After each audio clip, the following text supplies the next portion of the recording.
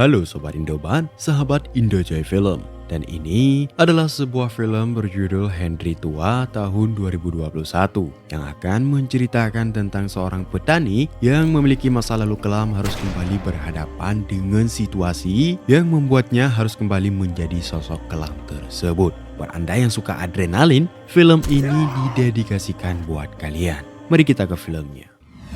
Berlatar tahun 1900-ribuan di zaman koboi. Kisah diawali dengan memperlihatkan tiga pria berlencana syarif sedang mengejar satu orang pria yang ketakutan. Di mana salah satu dari ketiga pria berlencana menembak kaki pria tersebut hingga ia tersungkur. Dan mari saya perkenalkan dengan ketiga pria berlencana syarif ini. Ada Stilwell, si pria Meksiko yang mahir melacak, Dugan, sang arogan dan temperamental, dan terakhir ada Ketchum, si pria yang berusaha menembak sekaligus satu-satunya orang paling sadis dan tidak berperi kemanusiaan di antara mereka bertiga. Hal itu dibuktikan ketika dia menginjak-injak pria tersebut, bahkan diseret menggunakan sebuah tali yang diikat ke lehernya. Mereka bertiga ternyata sedang memburu sesuatu yang telah diambil oleh rekan si pria tersebut. Di mana sang Kecap sudah berhasil mendapatkan informasinya, Kecap pun menghampirinya dengan sangat santai dan dingin yang meski pria itu memohon untuk hidupnya, Kecap tetap membunuhnya dengan cara mencekik lehernya. Dan inilah Henry Tua.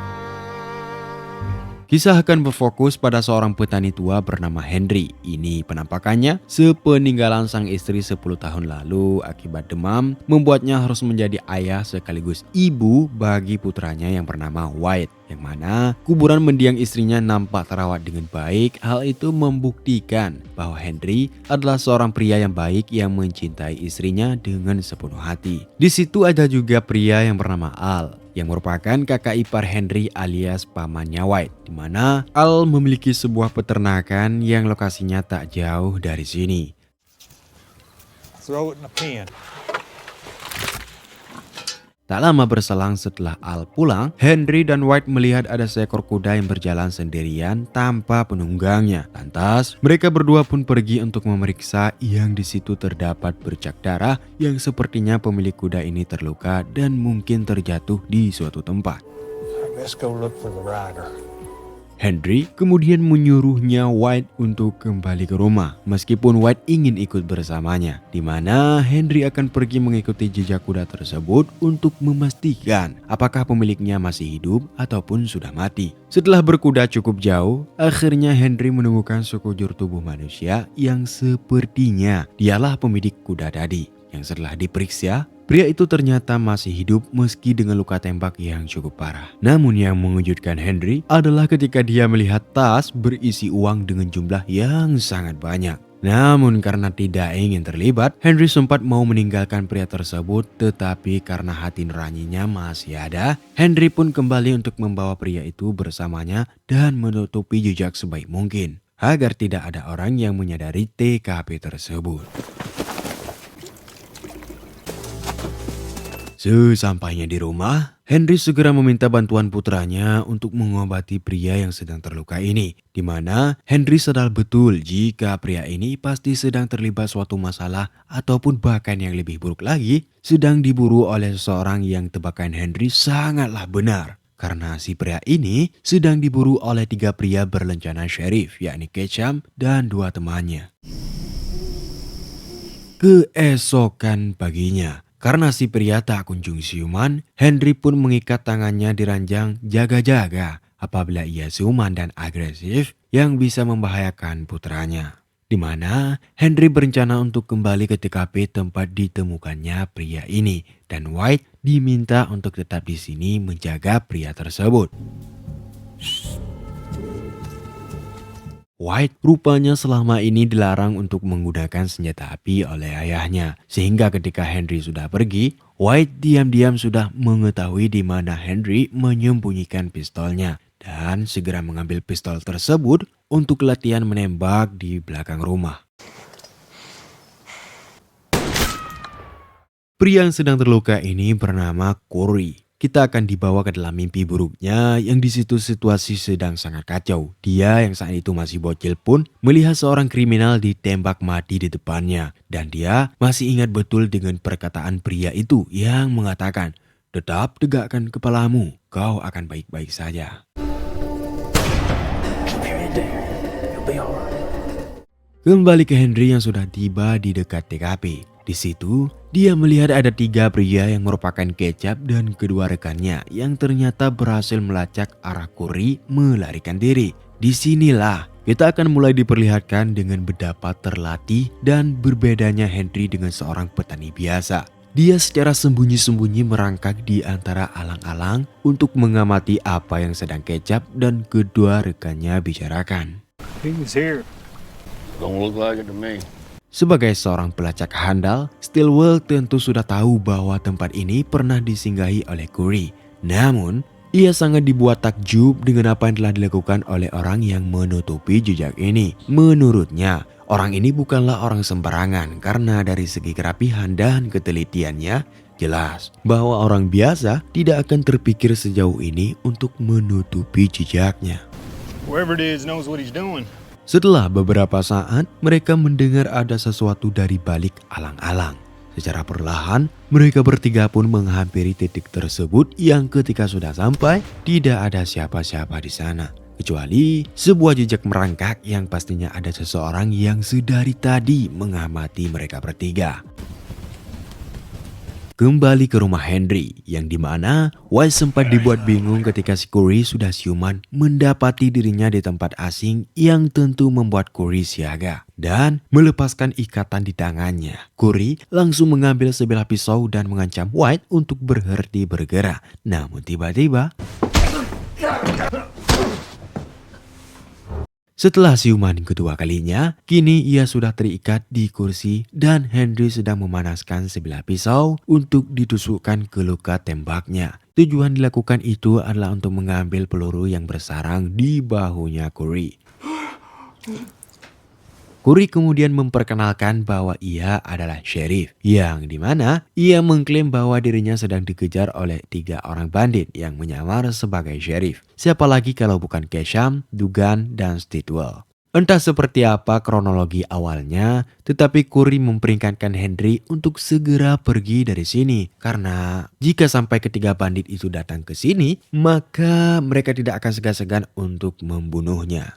Peringatan tersebut sepertinya sudah terlambat karena Kesham dan kedua temannya sudah keburu tiba di sana. Sehingga dengan sigap, Henry mengambil pistol miliknya dan menyuruh White untuk menjauhi jendela dan jangan berbuat apa-apa. Can I help you? Lately goes by the name of Curry. Untuk pertama kalinya, Kecap dan kedua rekannya akhirnya bisa bertatap langsung dengan seorang petani tua yang memiliki postur tidak terlalu tinggi namun tidak juga terlalu besar dan memiliki kumis unik dengan satu mata yang sedikit eksotis. Kecap tidak bersikap brutal seperti biasanya dan justru mengajak si petani tua ini untuk berbincang terlebih dahulu. I'm Sheriff Sam Ketchum. Henry.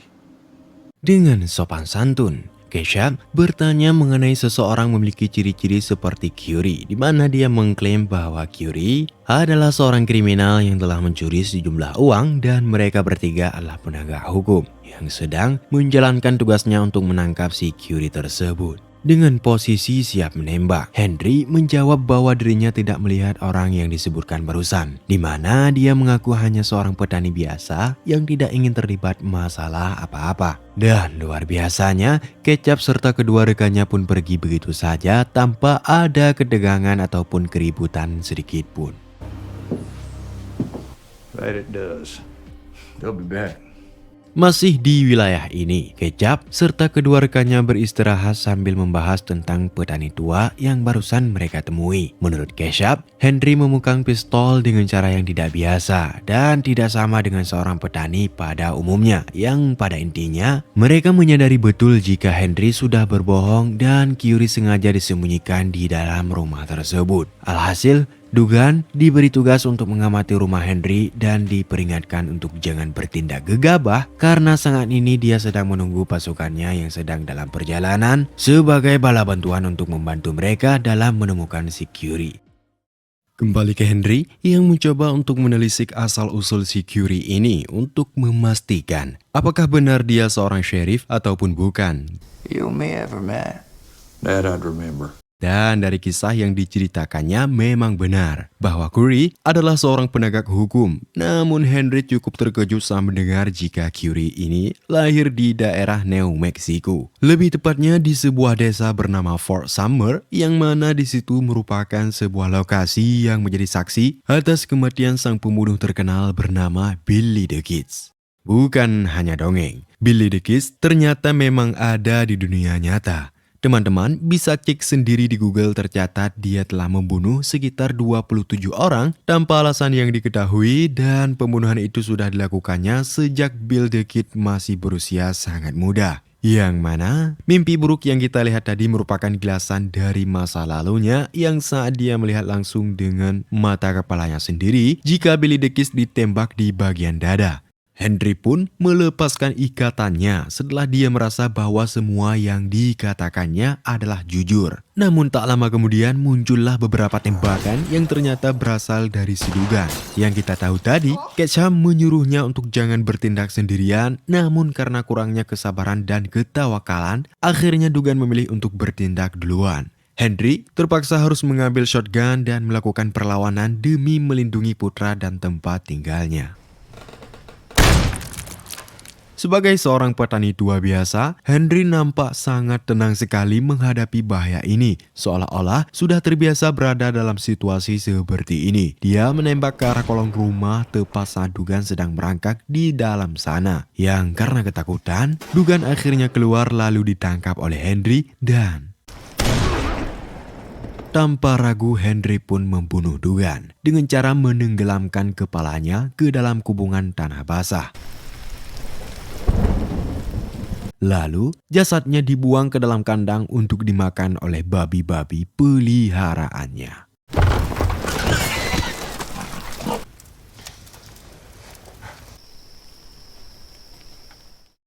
Keesokan paginya, Ketchup dan Stillwell mendatangi Al di peternakannya, di mana tujuan mereka ke sana adalah untuk mencari tahu siapa sebenarnya sosok Henry ini. Dan karena Al tak mau buka suara, mereka berdua pun memukulnya hingga tak sadarkan diri.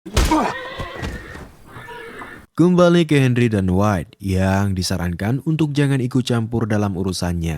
Karena Curie sadar betul jika Ketchum tidak akan berhenti sampai di sini. Apalagi setelah mengetahui jika Dugan sudah tewas. Pastinya Ketchum akan membantai mereka semua sehingga Curie yang masih peduli kepada Henry dan putranya pun meminta mereka berdua untuk secepatnya pergi dan biarkan dia mengurus sendiri masalahnya. Saat akan pergi itulah, Henry dan White langsung dikejutkan dengan kemunculan Ketchum yang ternyata tidak sendirian, melainkan membawa sepasang koboi yang siap mengobrak-ngabrik kediamannya. Anybody home? Juga kemunculan Stillwell membawa Al yang wajahnya sudah babak belur hingga membuat Henry tidak bisa hanya tinggal diam. Sehingga White diberikan sepucuk pistol untuk berjaga-jaga. Sementara Henry akan keluar untuk membuat kesepakatan dengan Ketchum dan pasukannya. Disinilah mental Henry akan diuji ketika dia meminta untuk pergi secepatnya, tetapi melihat wajah kakak iparnya sudah babak belur, tentu Henry tidak akan pergi begitu saja. Dan justru meminta mereka melepaskan Al dan segera angkat kaki dari kediamannya. You have no idea. Ketchum yang sudah habis kesabaran pun langsung menembak kepala Al yang spontan membuat White tiba-tiba keluar dan terjadilah baku tembak. Di mana saat Henry sudah masuk ke dalam rumah, dia mengatakan sesuatu kepada putranya untuk tegakkan kepalamu, kau akan baik-baik saja. Mendengar kata-kata itu, Curie langsung bengong dibuatnya karena dia akhirnya baru menyadari jika si petani tua ini adalah sang legenda koboi pembunuh yakni Billy the Kid. Now keep your damn head down. You'll be all right.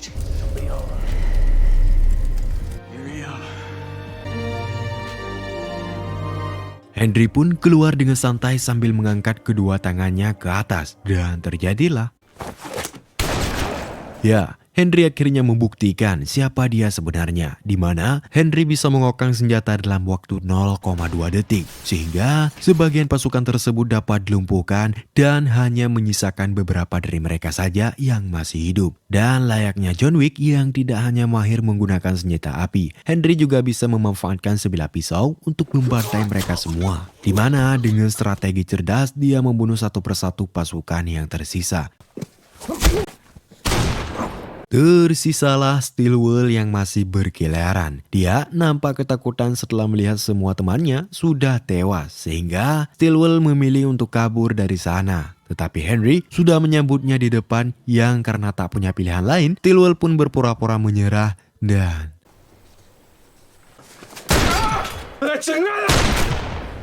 Tak lama muncullah tembakan yang berasal dari Ketchum. Ternyata dia masih hidup. Setelah tembakan Henry hanya tembus mengenai pipi kanannya, terjadilah duel mereka berdua saja. Hingga kemudian Henry harus tertembak di bagian bahu dan diakhiri dengan kejar-kejaran di dalam hutan. Ketchum jelas tidak sebanding dengan seorang Henry sang Billy the Kid, di mana teknik menembaknya masih jauh di bawah Henry. Saat Ketchum sudah kehabisan peluru, dia memilih untuk pasrah dibunuh oleh sang legenda cowboy.